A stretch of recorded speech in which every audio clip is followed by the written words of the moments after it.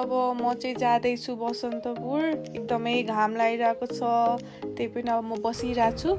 अब जाँदैछु म कपनबाट चाहिँ बसन्तपुर। चिसा र शर्मिला त्यहाँ कुरिरहेको छ होला मलाई। अनि यस्तै छ, न्यानो घाम लागिरहेको छ जाडोको। हरियाली वरिपरि हाम्रो काठमाडौँ पनि एकदमै सुन्दर हुन लागिरहेको छ। हाम्रो मेयर साहब बालेन सरले गर्दाखेरि जस्तो लाग्छ है मलाई चाहिँ। अब चाहिँ म स्तुपा आइपुगेँ चाबेलको। जाम छ एकदमै गाडी, आज शनिबार भएर पनि होला सायद। अब जाँदैछौँ। आजकल यो बाइकहरू पनि कति धेरै बढेको हौ, लास्टै जाउँ लाग्ने। घाम पनि न्यानो छ। अब म चाहिँ बागबजार आइपुगेँ। यो आर्ट हेर्नुहोस् त भित्ताको कति राम्रो रहेछ, लास्टै राम्रो के। अनि हिँड्दैछु बसबाट ओर्ले। अब हिँडिरहेको छु, घन्टाघर आइपुगेँ। अब चढ्दैछु, कस्तो गाह्रो भएको थियो, श्वास भएको थियो यार म त हिँड्दाखेरि।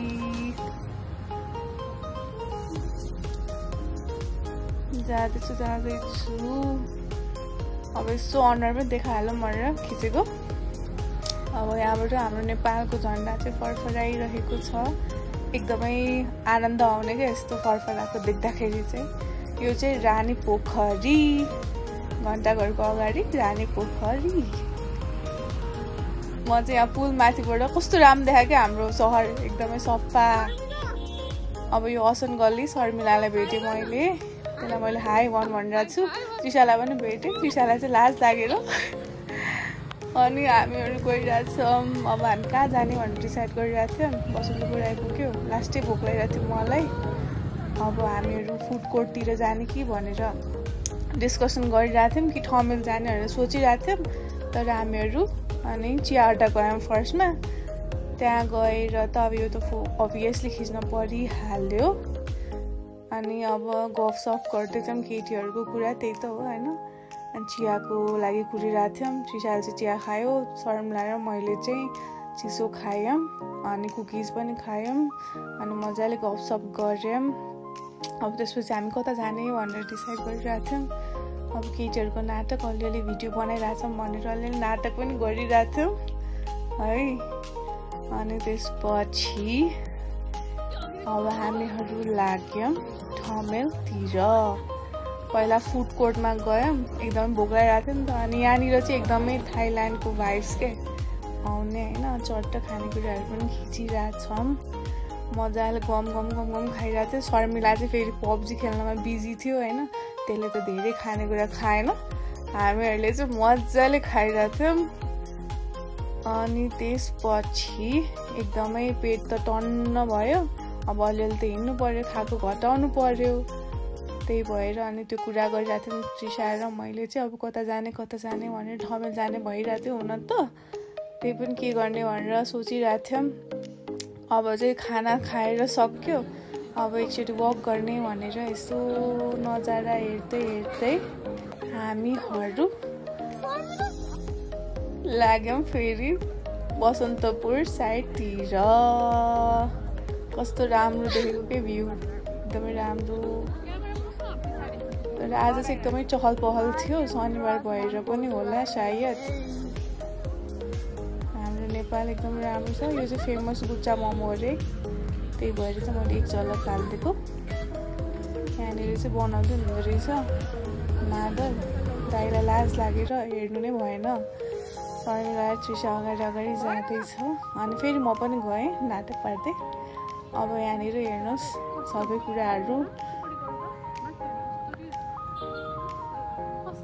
अनि हामीहरू अगाडि जाँदैछौँ। फेरि क्षेत्र पार्टी हुँदै हामीहरू ठमेलतिर जाँदैथ्यौँ।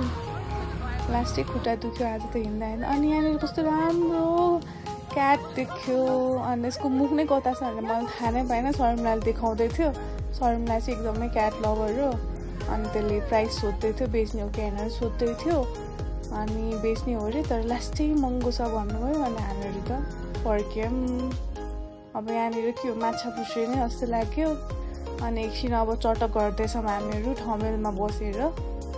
गफ गरेको जस्तो गर्दै अब अलि सास पढ्न थाल्यो अनि लाइटनिङहरू हेर्दै रमझम हेर्दै थियौँ अनि हामी त्यसपछि छाया सेन्टरतिर गयौँ अनि त्यहाँ गएर यसो अलिअलि हाम्रो नाटक केटीहरूको अब त्यस्तै त हो नि होइन यहाँनिर देखाइरहेको थियौँ यसरी उकेको पो रहेछ अनि एउटा कन्टेन्ट पायौँ भनेर म खबर्दै हिँडिरहेको थियौँ खासमा अब हामीहरू कहाँ जाने भएर हो अनि मुभी पनि हेर्न जाने भनेर सोचिरहेको थियौँ तर एकदमै राति हुन्छ भनेर चाहिँ हामीहरू मुभी चाहिँ नहेर्ने एकछिन यतैतिर डुल्ने भनेर डुल्यौँ फेरि माथि गयौँ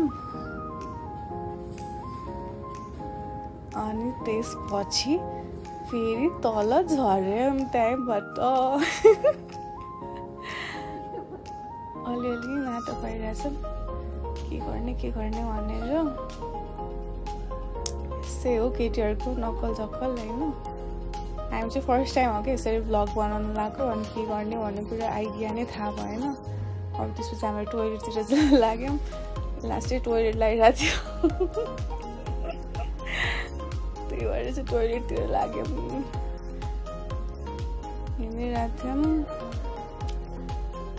अनि फेरि नाटक मार्नु परिहाल्यो केटी मान्छे त हो चट्ट को राम्रो छ कसलाई कस्तो देखाएको छ भनेर हेर्दै थियौँ अब यहाँबाट चाहिँ के हुँदैछ सबै कुराहरू हामी देखाउँदैछौँ जस्तो ह्यान्डसम केटाको अब हामीहरू घर फर्किनु त पर्यो अनि दरमार्गबाट जाने कि के गर्ने भनेर सोच्यौँ अनि त्यसपछि यहाँ देखाइरहेको चाहिँ यिनीहरूले कताबाट के भिडियो खिच्ने भनेर अनि त्यही अनुसारले मैले गरिरहेको थिएँ हामीहरू दरमार्ग पुग्यो आज चाहिँ अब मेरोमै बस्ने भनेर डिसाइड गऱ्यौँ हामीले अनि त्रिसाले शर्मिलाले चाहिँ आफ्नो घरमा इन्फर्म गर्न लाग्यो मेरोमा जाने भनेर हामीहरू चाहिँ गाडी चढ्नको लागि जाँदैछौँ जमलबाट लास्टै खुट्टा दुखेर आज अब यो चहल पहल एकदमै रमाइलो लाग्यो अनि हामीहरू बस चढ्यौँ यो बस चढिसकेपछिको नजारा हो अब हामी आफ्नो गन्तव्य स्थलतिर जाँदैछौँ अब जाँदैछौँ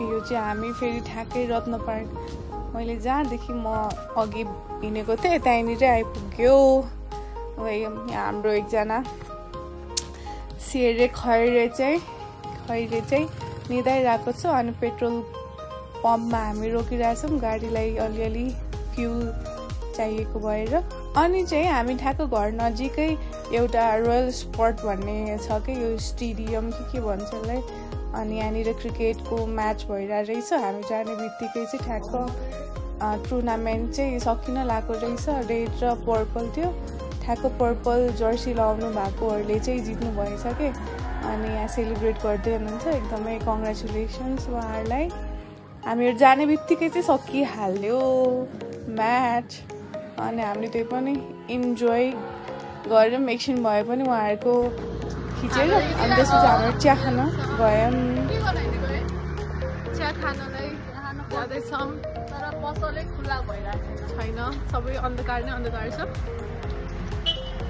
अनि धेरै साँझमा हामी चिया खाने पसलमा भेटौँला हो बन्द रहेछ अब हामीहरू अरूतिर जाँदैछौँ हामी के खाने अब हामीहरू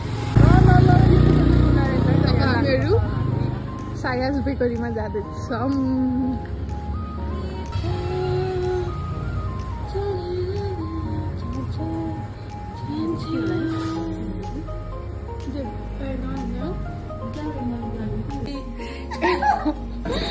चिया छैन रहेछ त्यही भएर कफी है गाइज ल हाई